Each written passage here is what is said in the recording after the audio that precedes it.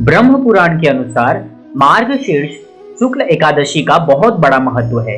द्वापर युग में भगवान श्री कृष्ण ने इसी दिन अपने परम मित्र अर्जुन को कुरुक्षेत्र में भगवत गीता का उपदेश दिया था। इसीलिए ये तिथि गीता जयंती के नाम से प्रसिद्ध है। आज ही वो शुभ दिन है। इस एकादशी को मोक्षदा एकादशी भी कहते हैं। गीता जयंती के इस शुभ दिन पर हम श्रीमद् भगवत गीता से जुड़ी महत्वपूर्ण बातों को जानेंगे।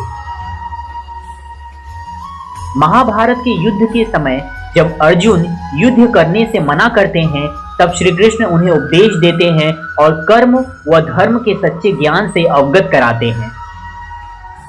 श्री कृष्ण के इन्हीं उपदेशों को भगवत गीता नामक ग्रंथ में संकलित किया गया है। गीता की गणना प्रस्थान त्रयी में की जाती है, जिसमें गीता के साथ उपनिषद और ब्रह्मसूत्र भी सम्मिलित हैं। श्रीमद् भगवत गीता, ब्रह्मसूत्र तथा उपनिषदों को सामूहिक रूप से प्रस्थान त्रयी कहा जाता है, जिनमें प्रवृत्ति और निवृत्ति दोनों मार्गों का तात्विक विवेचन है।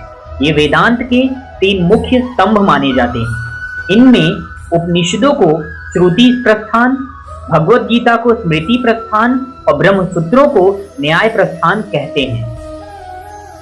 प्राचीन काल में भारतवर्ष में जब कोई गुरु अथवा आचार्य अपने मत का प्रतिपादन एवं उसकी प्रतिष्ठा करना चाहता था, तो उसके लिए सर्वप्रथम वह इन 3 विषयों पर भाष्य लिखता था।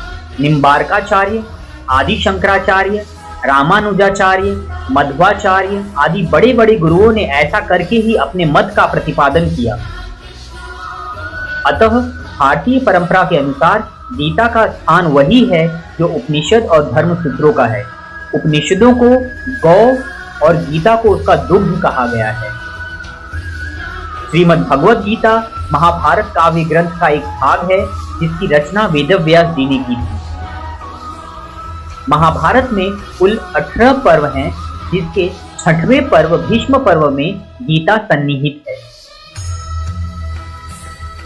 महाभारत इस बात की पुष्टि करता है कि भगवान श्री कृष्ण ने 3137 ईसा पूर्व कुरुक्षेत्र के युद्ध में अर्जुन को गीता का उपदेश दिया था। विशेष ज्योतिषीय संदर्भों के अनुसार 35 साल की लड़ाई के बाद वर्ष 3102 ईसा पूर्व में कलयुग की शुरुआत हुई। हिंदू धर्म में 4 वेद हैं और इन चारों वेदों का सार गीता में है। गीता शब्द का अर्थ होता है भगवान का गीत। गीता में 18 अध्याय और 700 श्लोक हैं। गीता को अर्जुन के अलावा भगवान श्री कृष्ण के मुख से संजय ने सुना था और उन्होंने धृतराष्ट्र को सुनाया था।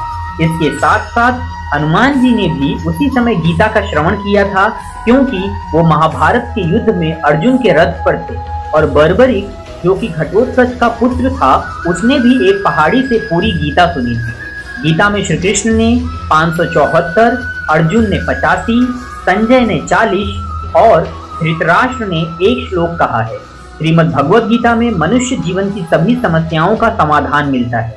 बिना किसी भय और चिंता के इन समस्याओं से लड़ने की प्रेरणा हमें श्रीमद् भगवत गीता से मिलती है। पूरी गीता का सार कुछ इस प्रकार है: जो हुआ अच्छा हुआ, जो हो रहा है वो अच्छा हो रहा है, और जो होगा वो भी अच्छा होगा। तुम्हारा क्या गया जो तुम रोते हो? तुम क्या लाए थे जो तुमने खो दिया? तुमने क्या पैदा किया था जो नष्ट हो गया? तुमने जो लिया यहीं से लिया, जो दिया यहीं पर दिया। जो आज तुम्हारा है कल किसी और का था, परसों किसी और का हो जाएगा। परिवर्तन ही संसार का नियम है। अगर आपको गीता में जुड़े सारे रहस्य जानने हैं तो इस महान ग्रंथ को आपको जरूर पढ़ना चाहिए। खासकर आज गीता जयंती के शुभ दिन पर आपको श्रीमद् भगवत गीता का एक अध्याय अवश्य पढ़ना चाहिए। एक समय की बात है, इस कार्यक्रम में अब आपसे विदा लेते हैं। अगली बार दोबारा किसी विशेष विषय के साथ दोबारा आपसे मुलाकात होगी। तब तक अपना और परिवार का ख्याल रखें।